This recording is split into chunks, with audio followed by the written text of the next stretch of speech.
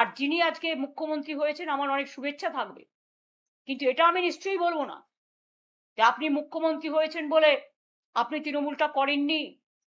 আপনিও কংগ্রেস করতেন একদিন, আপনিও নির্বাচনে অনেকবার হেরেছেন এবং আপনার জন্য আমি বারবার যেতাম আপনার কেন্দ্রে, সেটা আমার কর্তব্য ছিল, এর জন্য আমি কোনো কৃতিত্ব নিচ্ছি না।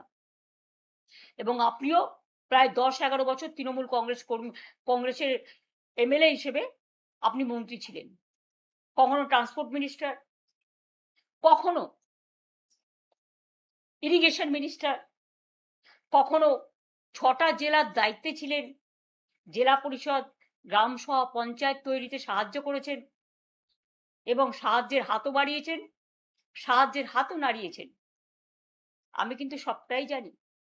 হলদিয়া ডেভেলপমেন্ট বোর্ড থেকে দীঘা ডেভেলপমেন্ট বোর্ড, সবটাই তো আমাদের সরকার আপনাদের দিয়ে চালিয়েছে।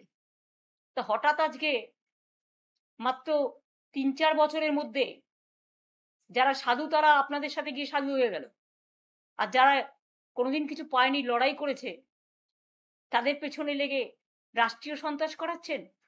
একটা কথা মনে রাখবেন, ম্যান পোজেস, গড ডিসপোজেস।